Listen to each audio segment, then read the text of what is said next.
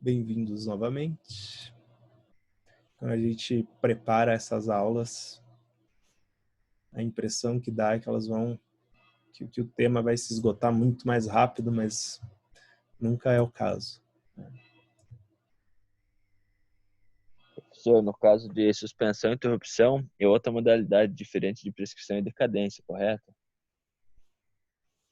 Não, veja, a prescrição e a decadência são tipos de prazo. Né? Você tem um prazo. Dentro do prazo, por exemplo, da decadência ou da prescrição, pode haver uma interrupção no prazo. Né? Então, suspensão e interrupção é do prazo, de qualquer prazo. Então, às vezes, dentro de um prazo prescricional, você pode suspender esse prazo. Então, por exemplo, no processo penal, dentro da ação penal, existe um prazo prescricional. Né? Se não for julgado o processo, né, até um determinado tempo, pode ocorrer a prescrição do crime. E aí não está encontrando o réu. Né? O Ministério Público tenta encontrar o endereço do réu e a Justiça não consegue realizar a intimação, a citação do réu para ele comparecer no processo. O que o juiz faz? Ele suspende o processo, que automaticamente suspende o prazo prescricional. Então, os dois se conversam. Né? Também tem casos de interrupção do prazo. Tá? Então, por exemplo, quando que interrompe o prazo prescricional, né? Exemplos aqui do direito penal, que é mais do métier, mas funciona exatamente igual, suspensão e interrupção de prazo e prescrição e decadência em qualquer área que envolva processo. Tá? Então, quando o juiz recebe a denúncia, né? Quando o juiz dá a decisão falando, receba a denúncia, interrompe o prazo prescricional, ou seja, passa a contar de novo. Mas ainda assim, né, os dois se conversam. Realmente não tem nada a ver um com o outro, mas a suspensão e a interrupção são de prazos. Como prescrição e decadência são prazos, elas podem ser atingidas pela interrupção ou pela suspensão. Deu para entender ou ficou muito complicado? Sim, consegui compreender. Qual que é o exemplo aí, professor, de interrupção? Teria algum para nos passar? Um exemplo de interrupção do prazo. É esse que eu dei agora. Né? Então, por exemplo, é cometido um crime hoje. Da data do fato, da data do cometimento do crime, passa a contar a prescrição, com base na pena em abstrato do crime que foi cometido. Tá? Então, digamos que esse prazo prescricional seja de 2 anos. Então, a Justiça tem 2 anos para processar esse réu, esse acusado. Então, foi passando tempo, passou 1 ano e 8 meses, e aí a Justiça resolve entrar com a ação penal. O Ministério Público oferece a denúncia. Quando o juiz recebe essa denúncia, interrompe o prazo prescricional, que era de 2 anos, certo? Quando interrompeu o prazo, tá, isso a lei diz, a lei que avisa, ela fala assim, que o recebimento da denúncia interrompe o prazo da prescrição do crime. O juiz recebeu a denúncia, o que acontece? Reinicia o prazo, porque é prazo que interrompe, modalidade que interrompe o prazo. Se interrompe o prazo, assim que ele recebe a denúncia, dali para frente, vai contar novamente do 0 mais 2 anos. O próximo ato que interrompe o prazo prescricional é a sentença. Então, dali, do recebimento da denúncia até a sentença, não pode passar de 2 anos. Chegou lá, a sentença foi proferida 1 ano e 11 meses e 29 dias, né, depois do recebimento da denúncia. Interrompeu o prazo. Aí, né, vai zerar de novo esse tempo até a próxima decisão no processo, até o próximo marco interruptivo. Tá? Beleza? Perfeito, professor. Obrigado. Beleza. Então, muito bem. Aqui, pessoal, aqui, o que eu coloquei aqui no processo penal não aplicam-se essas férias advocatícias. Por quê? Porque está prevista no CPC.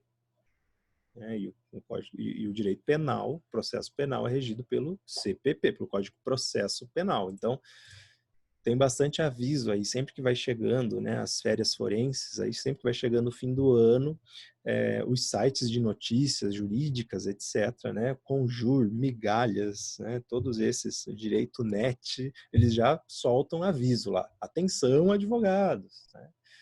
Atentem-se para casos em que não são suspensos prazos processuais. O direito penal não suspende o prazo processual. Então, né, se você tem que cumprir lá, por exemplo, alegações finais de um processo penal, se você se pautar pelo direito civil e for deixar para cumprir depois da suspensão aqui dos prazos do dia 20 de dezembro a 20 de janeiro, você vai perder esse prazo.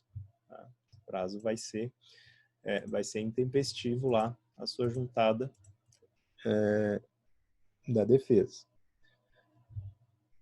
Então, cuidado. Tá?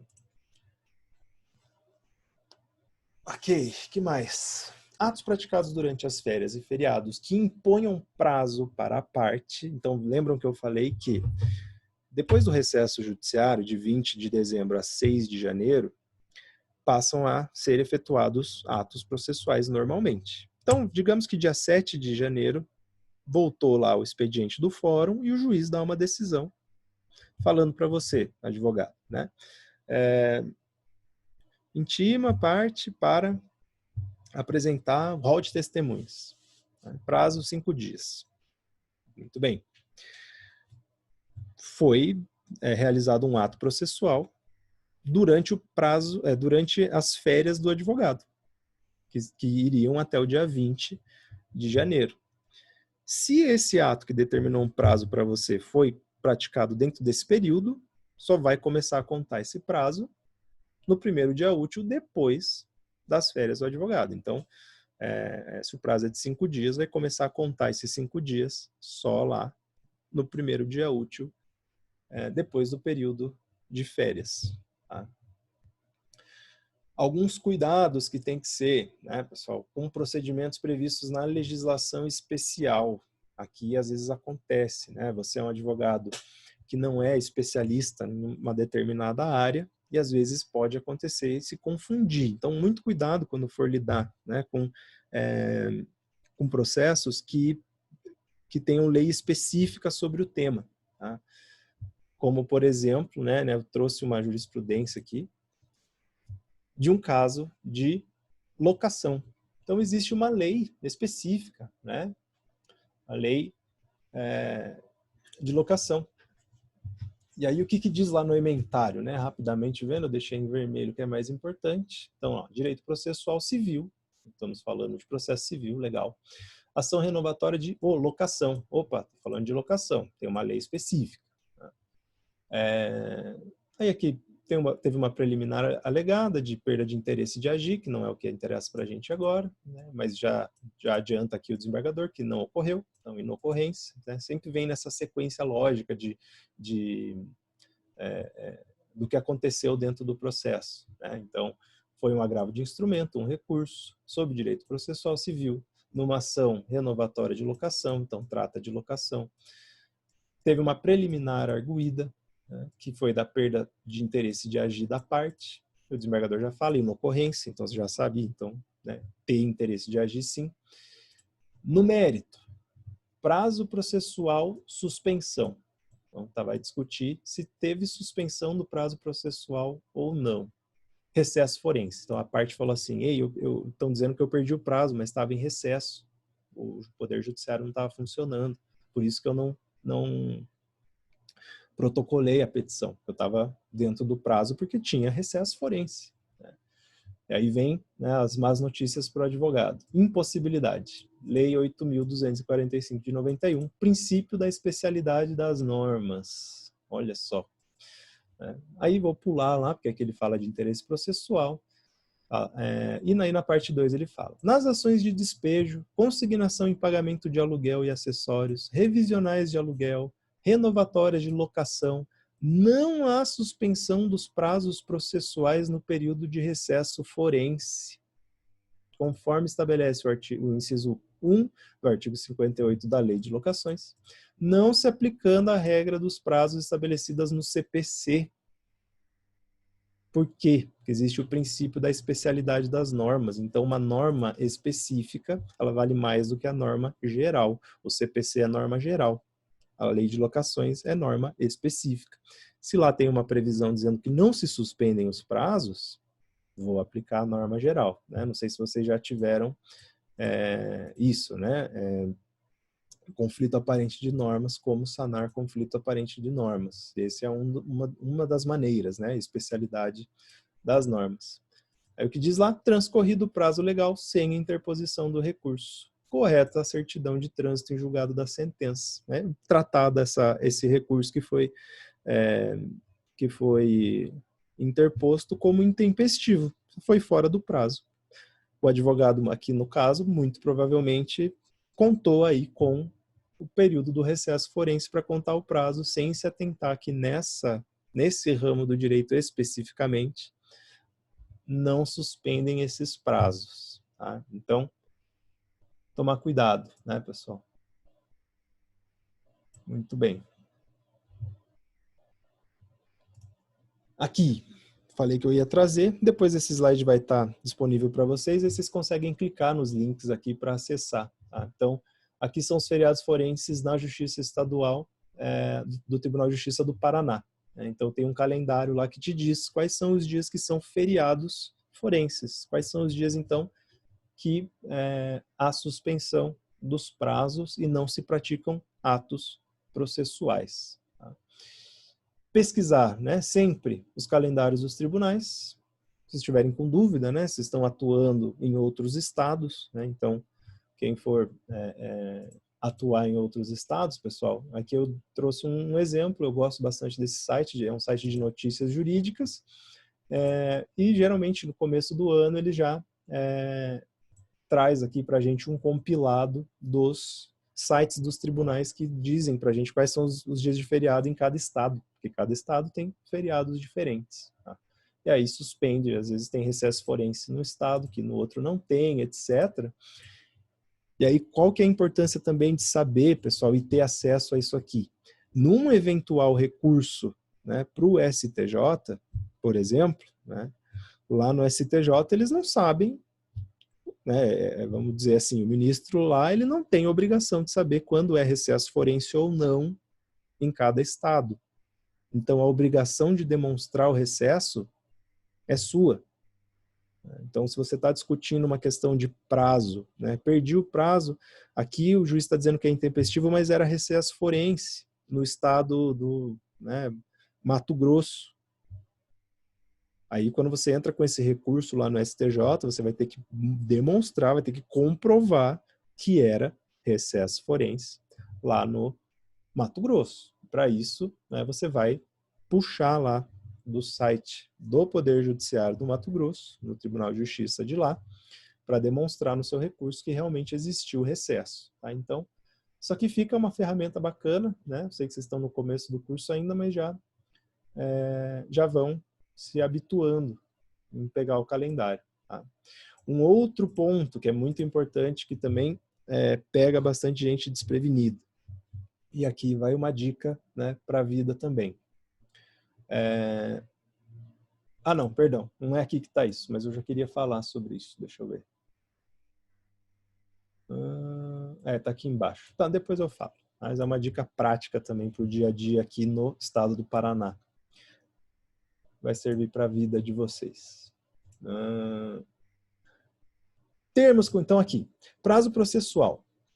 No direito civil, no direito do trabalho também, porque a reforma trabalhista veio e deixou isso bem claro, são contados em dias úteis e não em dias corridos. Cuidado, processo penal, prazos contados em dias corridos, não dias úteis. Então, sábado e domingo entra na conta. Tá? Muito bem. Se esse prazo for previsto na lei, ele é um prazo legal. Tá? E quando ele não for previsto na lei e for determinado pelo juiz, ele é chamado prazo judicial.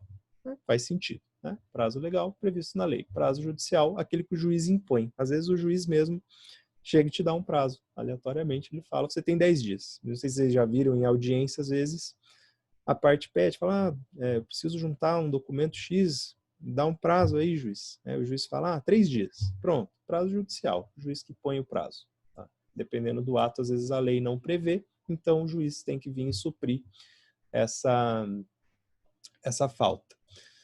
Agora, às vezes nem a lei fala o prazo, nem o juiz dá um prazo, mas você tem prazo para cumprir.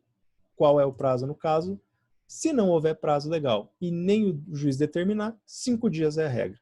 Então, se você não sabe qual é o prazo, o juiz não falou, a lei não prevê prazo, regra geral, 5 dias para cumprir. Tá?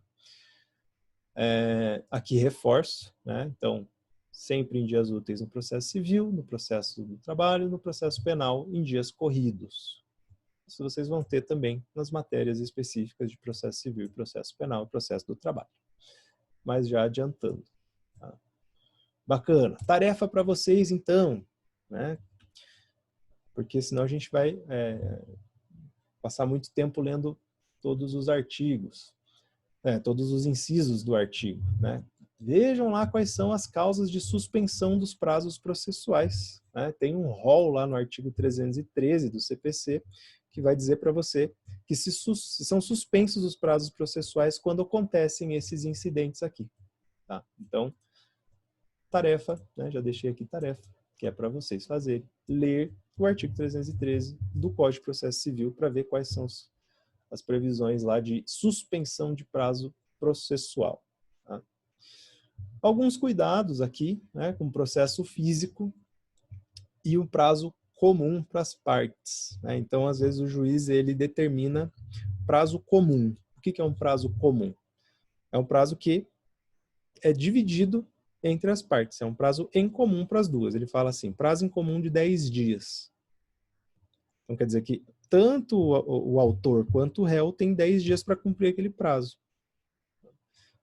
Os dois vão correndo em dias úteis. Agora, pensa no processo físico, né, que o advogado, para ter acesso, ele tem que ir lá no fórum, pegar esse processo, tirar esse processo da vara e levar para o escritório, por exemplo. Como que a outra parte vai ter acesso para se manifestar daí nos autos? Aí como é que vai fazer? Esse é um caso, por exemplo, de suspensão do prazo para a parte que não tem acesso aos autos. Porque senão ficaria injusto, né? Eu, como advogado, fico esperando o prazo em comum, saio correndo para o fórum, cato o processo, levo para o escritório, espero 10 dias para devolver, ou 9, né? Para não prejudicar o colega, e o colega vai ter um dia para fazer cumprir o prazo, porque o processo ficou em carga lá no escritório do outro advogado. Então, obviamente, né, aqui o prazo fica suspenso. Então, vejam, lembrem da suspensão, pessoal. Esse prazo ele passa, ele volta a correr de onde ele parou quando a suspensão deixa de existir. Tá? Então, aqui no caso, né, do advogado que retira em carga os autos, que leva os autos consigo, assim que ele retira os autos, suspende o prazo da outra pessoa, né, da outra parte. Assim que esse processo volta para o fórum e o advogado da outra parte é intimado que voltou esses autos, né, porque você não precisa ficar indo conferir ou ligando todo dia lá no fórum para saber se o bendito advogado da outra parte devolveu o processo ou não. Você é intimado do retorno dos autos. A partir do momento que você é intimado do retorno dos autos, seu prazo volta a correr, tá? Para a suspensão. Eu falo aqui, cuidado, porque é raro hoje em dia autos físicos, né? Hoje em dia a grande maioria é processo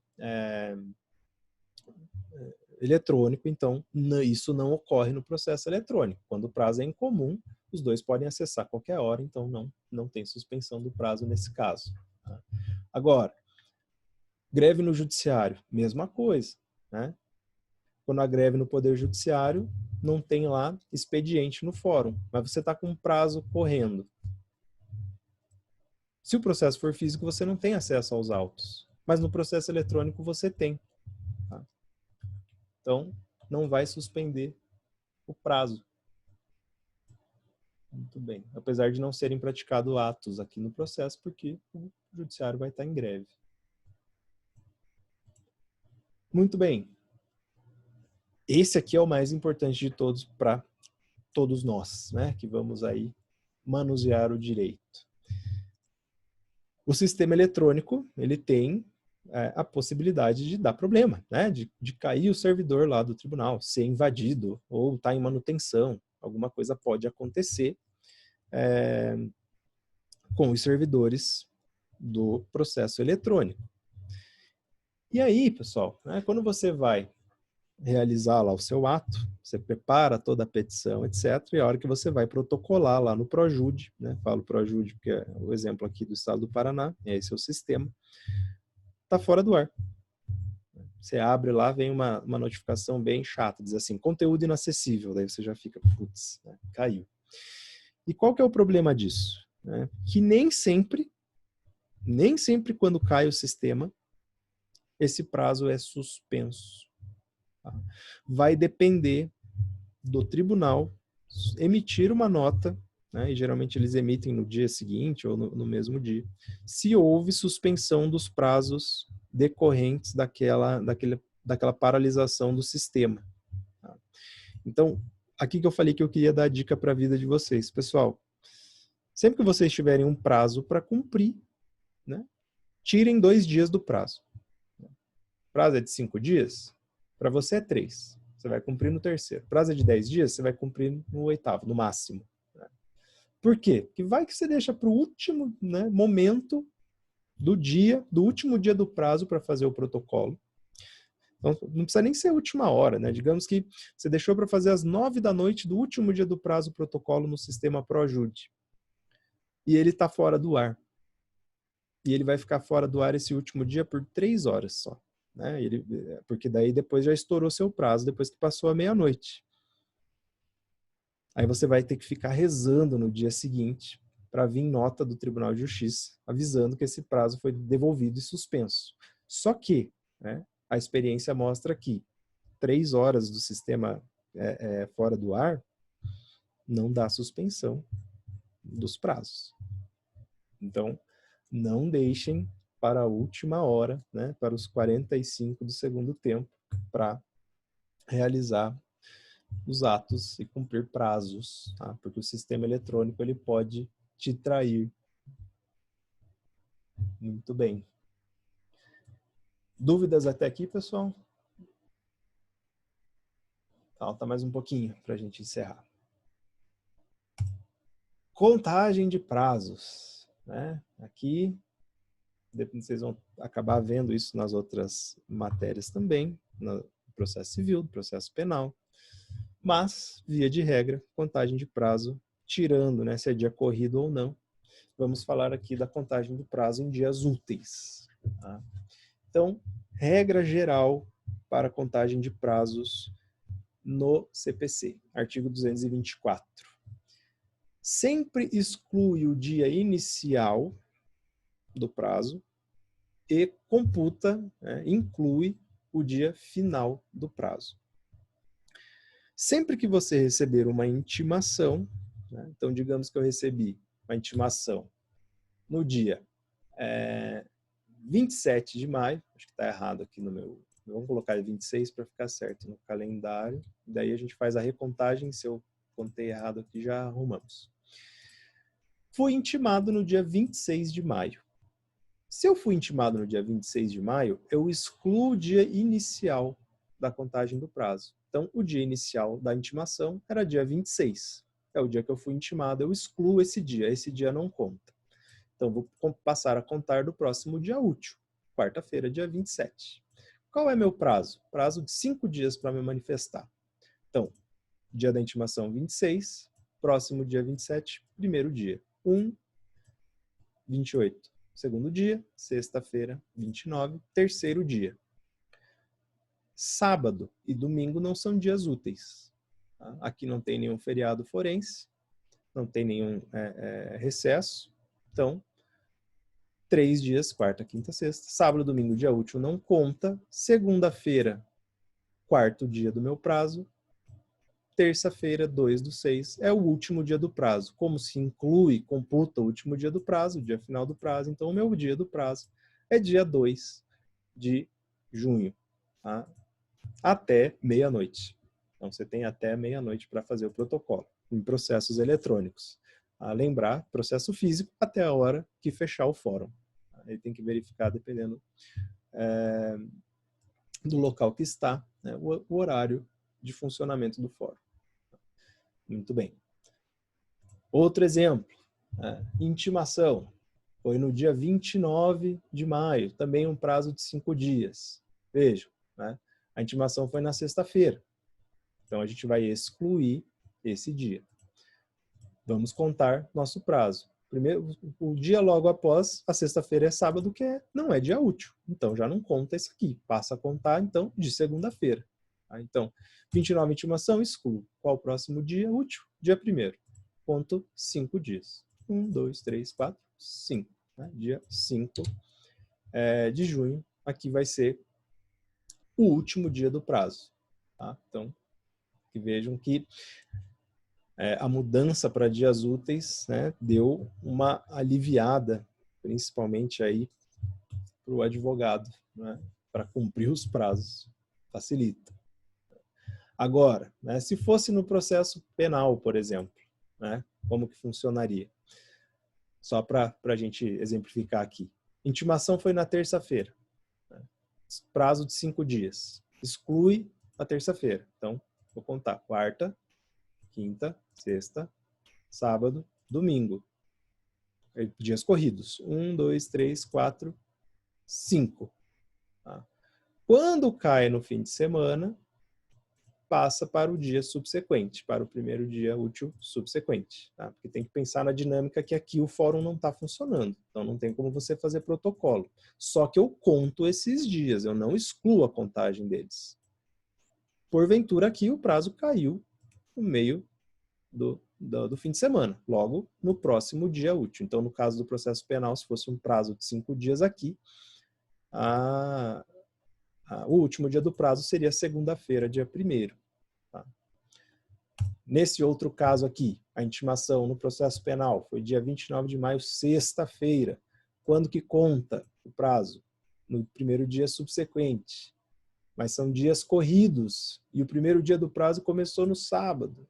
E aí, como é que conta? Vai começar a contar no sábado? Não, vai começar a contar no primeiro dia útil, subsequente ao fim de semana. Então, intimação foi na sexta, esquece sábado e domingo, primeiro dia do prazo, né? Dia 1º, aí vai contar 5, 1, 2, 3, 4, 5, último dia do prazo, sexta-feira, tá? Porque eu excluo esse fim de semana. Não precisam anotarem e decorarem isso, tá, pessoal? Porque é matéria específica da disciplina de processo penal, a contagem dos prazos no direito penal. Tá? Que não é em dias úteis, é em dias corridos. Deixa eu ver, tem mais um exemplo aqui. Né?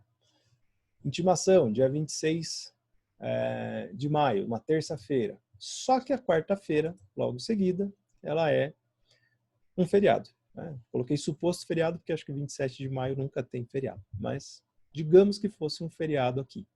Então, 26 de maio foi o dia da intimação, você exclui esse dia. Na quarta-feira não é dia útil, porque é um feriado. Pulo a contagem do prazo para o próximo dia útil. Quinta, sexta são dias úteis, 1, 2 dias. Sábado e domingo não é dia útil, pula. Dia 1º, terceiro dia do prazo. Terça-feira, quarto dia do prazo. Quarta-feira, dia 3/6, último dia. Ignore isso aqui porque eu copiei o slide anterior só para facilitar o trabalho braçal. Tá?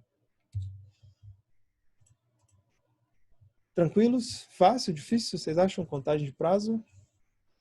A questão de contagem de prazo depois, pessoal, é prática, né? Vocês vão fazer bastante exercícios de contagem de prazo. Muito bem. Quanto tempo temos ainda? 12 minutos. Acho que vai dar tempo. Acho que vai dar tempo para falar de preclusão. Muito bem. Então, nós falamos dos prazos, como que conta o prazo, falamos de prazo prescricional, prazo decadencial. E dentro do processo, né, quando estamos falando da cadência de atos processuais, esses atos processuais têm que ser praticados em determinado tempo, que vai determinar a existência de prazos. Tá? Eu acho que eu pulei um slide, pessoal. Deixa eu ver aqui. Tenho uma breve impressão que eu tinha pulado um. Pulei sim. Eu quero falar disso aqui também. Só para vocês, né, terem esse conhecimento. Prazos, né, e os nominhos que eles têm. Né? Então, prazo particular, né, é um prazo que só ocorre para uma parte. Então, eu falo assim, réu, você tem 15 dias para apresentar sua contestação a partir da audiência de conciliação, é o que está previsto lá no CPC. Esse prazo é um prazo particular, só corre para o réu. Prazo comum, como eu tinha falado no exemplo anteriormente, corre para as duas partes, né, ou para todas as partes, ao mesmo tempo. Né? Então, o juiz dá um prazo lá, partes, né, especifiquem as provas que vocês querem produzir no prazo de 10 dias. Corre junto para as duas 10 dias. Prazo sucessivo. Né? Aqui o prazo sucessivo. Eu dependo que uma parte cumpra o prazo para passar a correr o meu prazo. Então, eu coloco aqui no processo penal, que é o exemplo mais claro. Né? Quando se finda a instrução criminal, acabou a audiência de instrução, já foram produzidas todas as provas, tem que ser apresentadas as alegações finais. Só que na dinâmica do processo penal, o réu ele é o último, sempre o último a se manifestar no processo. Ele sempre fala por último. Então, quando termina o processo e o juiz vai intimar as partes para apresentar alegações finais, ele fala prazo sucessivo para apresentação das alegações finais. Por quê? Porque como o réu é o último que se manifesta no processo, o prazo para ele apresentar razões finais dele só passa a correr depois que o Ministério Público oferece as suas razões finais. Então, o Ministério Público ofereceu suas razões finais, aí passa a correr o prazo do acusado para oferecer as suas. Então, vem um prazo primeiro, um prazo logo em seguida. Por isso, prazo sucessivo. Aí temos prazos próprios. Pessoal, o prazo próprio, né, geralmente é o prazo do advogado. É o prazo que, se você perder, tem uma consequência chata. Vai gerar um prejuízo e vai implicar em uma sanção para a parte que não cumpriu. Então, você tem prazo, por exemplo, para apresentar contestação. Prazo de 15 dias a partir da data da audiência, da realização da audiência de conciliação. E você não cumpre esse prazo de 15 dias. Esse é um prazo próprio. Quais são os efeitos aí de não apresentar a contestação? Né? Vão ser aplicados os efeitos da revelia. Né? O réu vai ser considerado revel. Os fatos apresentados na ação pelo autor são reputados como verdadeiros. Olha só que consequência absurda para o réu nesse caso. Né? Já os prazos impróprios, eles não geram consequências, né, processuais. Não acontece nada, não tem problema. Porque a lei vem e fala assim, o prazo para o juiz proferir a sentença é de 10 dias. Né? Após a audiência de instrução e julgamento e oferecimento das razões finais pelas partes, o juiz tem 10 dias para prolatar a sentença. Daí você pensa, nossa, tem um prazo, né? Passa lá 1 mês, 2, e nada da sentença vir. Esse é um prazo impróprio. Ele não gera consequência. Tá? Não gera uma consequência negativa para o processo, mas não afasta, tá, a falta funcional dos auxiliares da justiça. Então, se o juiz está demorando demais, né, não vai prejudicar o processo, não vai gerar nenhum tipo de prejuízo, tirando a demora, né, do julgamento, mas de prejuízo no processo não vai ter. Essa sentença vai ser prolatada. Né? Não tem como falar, né? O juiz não prolatou a sentença, não pode prolatar mais. Imagine como é que fica as partes, como é que fica o judiciário, né? Impossível, não funciona. Então, as únicas consequências são funcionais. Tá? No processo penal, existem alguns prazos impróprios, por exemplo, para o advogado, né? Se você não apresentar, por exemplo, resposta à acusação, o réu ele não é julgado à revelia, né? A resposta à acusação vai existir, né? Ou o juiz te intima de volta para apresentar, ou ele nomeia um defensor dativo para realizar a defesa do réu. Então, vai continuar existindo a prática do ato, né? O que também não exclui o advogado de sofrer alguma sanção administrativa, né, no Tribunal de Ética e Disciplina da OAB, por não ter cumprido o seu papel como deveria. Tá? Então, esses são os termozinhos que sempre aparecem com relação a prazo, né? E vocês vão ver, por que não teve consequência? Porque é um prazo impróprio. Ou às vezes, na delegacia, né? O delegado não concluiu o inquérito no prazo. Prazo impróprio, não gera consequência processual, procedimental. Beleza. Pessoal, eu acho que eu vou fazer o seguinte, né? Essa questão da preclusão, né? Da preclusão temporal, preclusão lógica, eu vou deixar para falar para vocês em aula gravada, né? Porque já são aí 9h35, não vai dar tempo de falar agora, e eu vou gravar uma aula para vocês com os temas que faltaram ser abordados ali, que estavam no plano de ensino, tá? que me foi enviado. Então, essa parte aqui, ficou faltando pouco do que eu tinha planejado para essas 4 aulas, né? Foi bastante matéria para 4 aulas também, né? Mas sem prejuízo para vocês, porque essas aulas vão ser gravadas e disponibilizadas. Agora, já adianto, pessoal, né, que o que cai na prova é o que foi dado até agora. Tá? Então, aulas gravadas não serão cobradas na prova, mas serão disponibilizadas oportunamente. E vamos deixar esse espaço agora para dúvidas. Sempre surge alguma dúvida.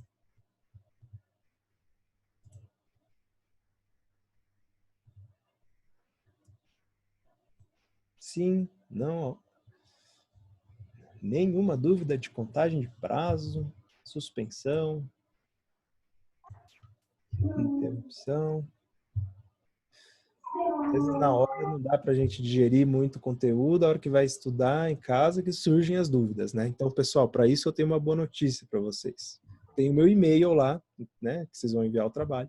Naquele meu e-mail está disponível para vocês tirarem dúvidas. Então, surgiu a dúvida, manda lá no e-mail que eu tento o mais rapidamente sanar essa dúvida para você. Beleza? Então é isso, pessoal. Beleza, professor. Obrigado pela aula aí. Muito obrigado pelo semestre, né? Porque essa é a nossa última aula ao vivo, né? Como diz aquele ditado lá, conheço vocês há pouco tempo, mas considero pacas já. Foram 4 aulas, mas já deu aí para ver que a turma é bem engajada, o pessoal pergunta bastante, se interessa, achei bacana. Então, obrigado pelo semestre. Boa prova. E professor? Não peguem exame final, peguem férias, que é mais legal. Diga. Esses slides da aula de hoje você vai disponibilizar também? Vou disponibilizar agora. Vou colocar. Tá ótimo, então. Eu não tinha colocado antes porque eles não estavam completos ainda. Ótimo, muito obrigada. Beleza? Então, tchau, professor. Tchau, obrigado, gente. Vou encerrar aqui. Um abraço. Obrigado, professor. Valeu.